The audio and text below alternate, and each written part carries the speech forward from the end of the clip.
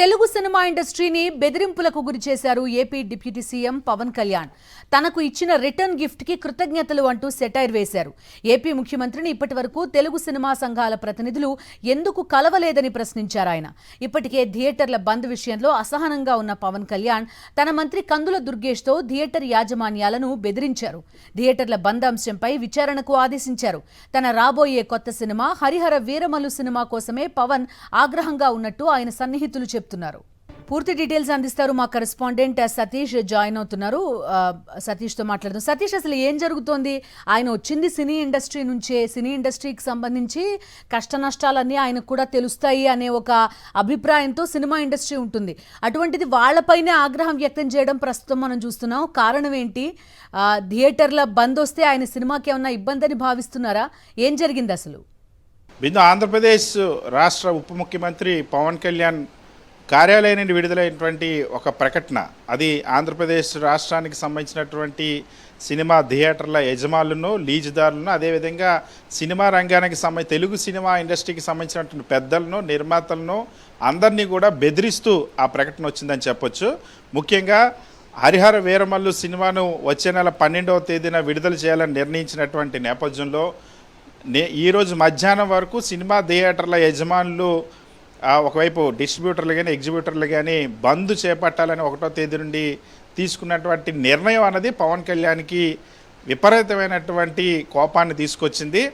So తన cinema కోసం, పూర్తిగా తన సినిమా విడుదల కోసం, తన సినిమాకు మంచి లాభాలు రావాలని, తన హరిహర వీరమల్లు బాగా ఆడాలన్నటువంటి ఆ ప్లాన్ ఏదైతే ఉందో ఆ ప్లాన్ బెడ్స్ కొట్టేలాగా థియేటర్ల యజమానులు బంద్కు పిలుపుచ్చారని భావించినటువంటి పవన్ కళ్యాణ్ ఇప్పుడు తన సినిమాకే అడ్డొస్తారా అంటూ మొత్తం తెలుగు సినిమా ఇండస్ట్రీని టార్గెట్ చేశారు. తెలుగు సినిమా ఇండస్ట్రీకి వార్నింగ్ ఇచ్చారు. ఆంధ్రప్రదేశ్ రాష్ట్రంలో ఉన్నటువంటి థియేటర్లు అన్నిటిపైన కూడా ఇప్పుడు విచారణకు ఆదేశించారు. వాస్తవానికి సినిమా ఇండస్ట్రీకి సంబంధించినటువంటి మంత్రిత్వ శాఖలకి పవన్ కళ్యాణ్ మంత్రి కాదు. పవన్ కళ్యాణ్ నిర్వహించేటువంటి పంచాయతీరాజ్ శాఖకు కానీ, అటవీ పర్యావరణ శాఖలకు కానీ, సినిమా థియేటర్లకి ఎటువంటి సంబంధం లేదు. కానీ డిప్యూటీ సీఎం పవన్ కళ్యాణ్ కార్యాలయం ఒక ప్రకటన విడుదల చేసింది. ఆంధ్రప్రదేశ్ ముఖ్యంగా తెలుగు ఇండస్ట్రీని టార్గెట్ చేసింది. స్టార్టింగ్లోనే తెలుగు ఇండస్ట్రీలో ఉన్నటువంటి కొందరు పెద్దలు ఇచ్చిన రిటర్న్ గిఫ్ట్కి థ్యాంక్స్ అంటూ ఆ ప్రకటన ప్రారంభించినటువంటి పవన్ కళ్యాణ్ కార్యాలయం తెలుగు సినిమా ఇండస్ట్రీలు పెద్దలు ఎవరు కూడా మా ప్రభుత్వం ఏర్పడి ఏడాదైనా సీఎంని ఎందుకు కలవలేదంటూ అందులో ఆక్షేపించారు. అదేవిధంగా గతంలో టికెట్ల ధరలు పెంచుకోవడానికి మర్యాదపూర్వకంగా అనిపిస్తే వెళ్ళి కలవాలని అనుకుంటారు. దాన్ని కూడా డిమాండ్ చేయడం, ఎందుకు కలవలేదని ప్రశ్నించడం అనేది ఇక్కడ పవన్ కళ్యాణ్ నుంచి కనబడుతోంది. ఆ అసహనం ఎందుకు అనేది ఒక ప్రశ్న. కేవలం తన చెప్పు చేతల్లో మొత్తం వ్యవస్థ ఉండాలి ఇండస్ట్రీ అంతా అని భావించినటువంటి పవన్ కళ్యాణ్కి ఈరోజు తన సినిమా విడుదల వచ్చేసరికే థియేటర్లు బంద్ చేసే పరిస్థితికి వెళ్ళారంటే ఈ వ్యవస్థ నా గుత్తాధిపత్యంలో లేదన్నటువంటి ఒక అసహనం పవన్ కళ్యాణ్లో ఈరోజు కనిపిస్తుంది. ఆ అసహనంలో తీసుకున్నటువంటి నిర్ణయాలు మరింత భయంకరంగా మొత్తం అటు ఇండస్ట్రీనే టార్గెట్ చేయడం, సినిమా పరిశ్రమ మనుగడనే ప్రశ్నార్థకం చేసేలాగా ఉండడం అన్నది ఇప్పుడు మరింత ఆందోళన కలిగిస్తోంది. తీవ్ర చర్చనీయాంశంగా మారింది. ఒకవైపు ఇండస్ట్రీ పెద్దలు ఎవరు ఇక మీదట మీరు వచ్చినా మేము కలవమంటూ మాతో చర్చలు లేవంటూ ప్రకటించినటువంటి పవన్ కళ్యాణ్ ఇంకోవైపు థియేటర్ల పైన కూడా ఆ విచారణ జరిపిస్తామంటూ, ఏంటి ఏ సినిమా థియేటర్లో ఎంత టికెట్ ధర వసూలు చేస్తూ ఉన్నారు, అక్కడ అమ్మేటువంటి డ్రింక్స్ దగ్గర నుండి, వాటర్ బాటిల్స్ దగ్గర నుండి, ఆహార పదార్థాలు అంటే సమోసాల దగ్గర నుండి ఎంత ధరలు వాటి మీద వసూలు చేస్తూ ఉన్నారో వాటిపైన విచారణ జరిపిస్తూ ఉన్నారు. చాలా థియేటర్లు యజమానుల పేరుతో ఉన్నప్పటికీ కూడా లీజుదారులు వాటిని నిర్వహిస్తూ ఉన్నారు. ఆ లీజుదారులు ట్యాక్స్ కడుతున్నారా లేదా, ఆ ట్యాక్సుల సంగతి కూడా తెలుస్తూ ఉన్నారు. సో ఇక్కడే చాలా స్పష్టంగా పవన్ కళ్యాణ్ కొందరిని టార్గెట్ చేస్తారనే విషయం అర్థమవుతుంది. ఎందుకంటే తెలుగు రాష్ట్రాల్లో ఉన్నటువంటి సినిమా థియేటర్లు చాలామంది థియేటర్ యజమానుల కంటే కూడా లీజుదారులు చాలా వరకు లీజ్ తీసుకొని నడుపుతారు. ముఖ్యంగా ప్రముఖ నిర్మాణ సంస్థలు లీజ్ తీసుకుంటే ఇప్పుడు దిల్ రాజు కానీ, అల్లు అరవింద్ కానీ, దగ్గుపాటి సురేష్ బాబు కానీ, ఇట్లాగా మైత్రి మూవీస్ కానీ ఇలాంటి పెద్ద సంస్థలకు సంబంధించినటువంటి నిర్మాతలు లీజుదారులుగా చాలా థియేటర్లకు ఉన్నారు. సో వాళ్ళకి ఆ ట్యాక్స్ కడుతున్నారా లేదన్న అంశాన్ని కూడా వెరిఫై చేస్తామంటూ విచారణకు ఆదేశించారు. పవన్ కళ్యాణ్ తన జనసేనకు సంబంధించినటువంటి ఇద్దరు మంత్రులు కందుల దుర్గేష్, నాదెండ్ల మనోహర్ని దీనికే ప్రయోగిస్తారని చెప్పి ప్రకటించడం, దీంతో పాటుగా రెవెన్యూ మంత్రి, హోంమంత్రితో కూడా చర్చలు జరిపిస్తారని కూడా ఆ ప్రకటనలో పేర్కొన్నారు. ఇప్పటికే నిన్న మంత్రి కందుల దుర్గేష్ ద్వారా అధికారికంగానే ప్రకటన చేశారు. హోంశాఖ సెక్రటరీ ద్వారా థియేటర్ల బంద్కు సంబంధించినటువంటి అంశంపైన విచారణ జరిపిస్తామని ప్రకటించారు. అసలు ఒక సొంత సినిమా కోసం, హరిహర వీరమల్లి సినిమా కోసం మొత్తం ప్రభుత్వాన్ని, ప్రభుత్వ యంత్రాంగాన్ని, అధికార యంత్రాంగాన్ని థియేటర్లు టార్గెట్గా వినియోగిస్తామని ప్రకటించడం అనేది ఇప్పుడు విమర్శలకు దారితీస్తుంది. గతంలో ఇదే పవన్ కళ్యాణ్ అసలు సినిమా పరిశ్రమకి ప్రభుత్వానికి ఏంటి సంబంధం, ప్రభుత్వం ఏమైనా సినిమాలు నిర్మిస్తుందా అంటూ ప్రశ్నించారు.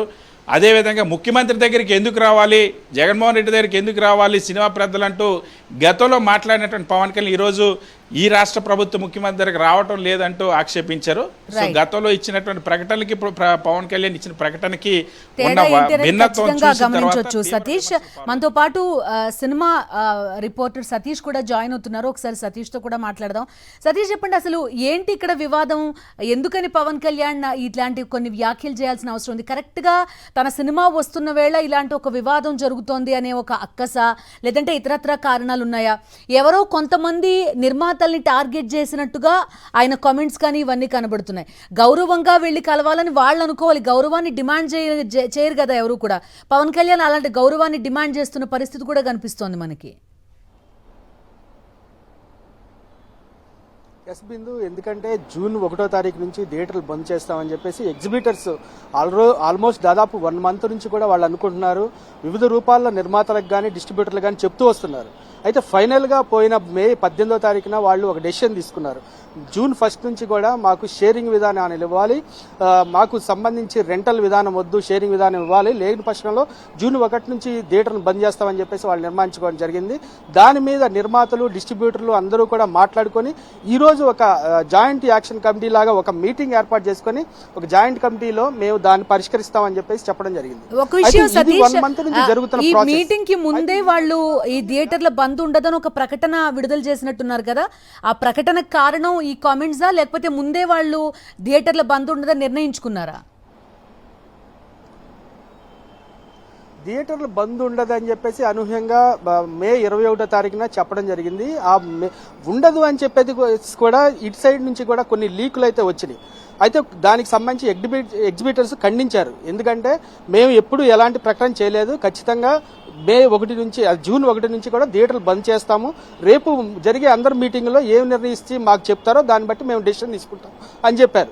అయితే దానికి సంబంధించి ముందు ఎలా లీకులు ఇచ్చారు అంటే బంద్ ఉండదని చెప్పేసి ఎవరు లీక్ ఇచ్చారు అదొక ఎత్తు. అయితే ముఖ్యంగా ఈ ప్రాసెస్ చూస్తే 1 మంత్ నుంచి కూడా వీళ్ళు ఒక ఎగ్జిబిటర్స్ చెప్తూనే వస్తున్నారు, డిస్ట్రిబ్యూటర్లు, నిర్మాతలు కూడా దీని గురించి పరిష్కరిస్తామని చెప్పేసి కూడా అంటున్నారు. ఈ రోజు ఎట్టకేలకు వాళ్ళు పరిష్కరించడం అంటే జాయింట్ యాక్షన్ కమిటీ వేస్తాం, దీనికి త్వరలోనే పరిష్కరిస్తామని చెప్పేశారు. అయితే ముఖ్యంగా ఇక్కడ అనూహ్యంగా వీళ్ళు అంటే పవన్ కళ్యాణ్ సంబంధించి వాళ్ళు మే హరిహర వీరమల్లు రిలీజ్ కి సంబంధించి దీనికోసమే వీళ్ళు థియేటర్లు బంద్ చేస్తున్నారని చెప్పేసి ఒక రకమైన వాళ్ళు ఆరోపణలు చేసేపాటికి ఇప్పుడు ఇండస్ట్రీ మొత్తం కూడా ఒక హాట్ టాపిక్ గా ఉంది. ఎందుకంటే ప్రతి ఒక్కరిని ఇప్పుడు నిర్మాతలకు చాలా మందికి ఫోన్ చేసి అడిగాం, దీని మీద మీ కామెంట్స్ ఏంటంటే వాళ్ళు ఎక్కడ స్పందించట్లేదు. అంటే మేము ఈ హరిహర వీరమల్ని దృష్టిలో పెట్టుకుని చేయలేదు, డిస్ట్రిబ్యూటర్లు క్లియర్ గా చెప్తున్నారు, అంటే ఎగ్జిబిటర్స్ కూడా అందరూ చెప్తున్నారు, ఒకటే మాట చెప్తున్నారు, మేము ఏ సినిమాని దృష్టిలో పెట్టుకుని చేయట్లేదు, మాకు లాస్లు వస్తుంది కాబట్టి మేము షేరింగ్ విధానాన్ని అడిగాము, ఇది ఆ సినిమా వస్తుందని చెప్పేసి మేము ఎటువంటి పరిస్థితుల్లో చేయలేదు, కానీ పవన్ కళ్యాణ్ గారు టార్గెట్ చేయడం అనేది మాకు చాలా దారుణం అని చెప్పేసి కూడా వాళ్ళు సమస్య కూడా కాదు కదా. ఓటీటీ వచ్చిన దగ్గర నుంచి లేకపోతే ఈ కోవిడ్ టైం దగ్గర నుంచి కూడా సింగిల్ థియేటర్లకు సంబంధించిన వాళ్ళు లేకపోతే అసలు థియేటర్ ఇట్ సెల్ఫ్ చాలా ఇబ్బంది పడుతున్నారనే చర్చ ఎప్పటి నుంచో జరుగుతోంది. అవును బిందు, ఎందుకంటే కోవిడ్ తర్వాత నుంచి కూడా సినిమాలు చూడడానికి, సినిమా థియేటర్ రావడానికి చాలా మంది రావట్లేదు. ఎందుకంటే ఓటీటీలో చూస్తున్నారు, తర్వాత వాళ్ళ కంటెంట్ ముఖ్యంగా ఇక్కడ ఏంటంటే అసలు సినిమా టికెట్ ధర అనేది సామాన్యుడికి అందుబాటులో లేదు. వాళ్ళు ఇష్టారాజ్యం రీతిలో ప్రభుత్వం దగ్గరికి వెళ్తున్నారు, మాట్లాడుకొని చేశారు. దీని నిమిత్తం పోయిన గవర్నమెంట్లో జగన్ గారు ప్రతి సామాన్యుడికి కూడా వినోదాన్ని అందించాలనే ఉద్దేశంతో తక్కువ రేట్ల కోసం ఏదైతే యాసిటీస్గా ఉందో ఒక తక్కువ రేట్లో జనాన్ని థియేటర్లు రప్పించాలనే ఉద్దేశంతో ఆయన థియేటర్లు సంబంధించి టికెట్ రేట్లను అలా ఉంచితే దాని తర్వాత ఎన్నో విమర్శలు చేశారు. అంటే మేము ఇన్ని చేస్తున్నాం, పెట్టుబడులు పెట్టినా కూడా ఇట్లా చేస్తున్నారు. ఇప్పుడు అదే పరిస్థితిలో ఈయన దడిపించడం ఏంటని చెప్పేసి కూడా సీనియర్ డిస్ట్రిబ్యూటర్లు కానీ ఈ తతంగం అంతా చూస్తున్న ప్రతి ఒక్కరు కూడా ఎందుకు ఇలా చెప్తున్నారు, ఎందుకు మమ్మల్ని టార్గెట్ చేస్తున్నారు, కావాలని వీళ్ళు భయపెడుతున్నారు అని చెప్పేసి కూడా పవన్ కళ్యాణ్ ని సూటిగా ప్రశ్నిస్తున్నారు కొందరు డిస్ట్రిబ్యూటర్లు. అయితే రేపు కానీ ఎల్లుండి కానీ ఒక సమావేశం అయితే ఉంటుంది. దాని మీద పవన్ కళ్యాణ్ వ్యాఖ్యలపై వాళ్ళు కూడా దాని సమాధానం చెప్పే అవకాశాలు అయితే ఉన్నాయి. Bindu. Okay Satish, thank you.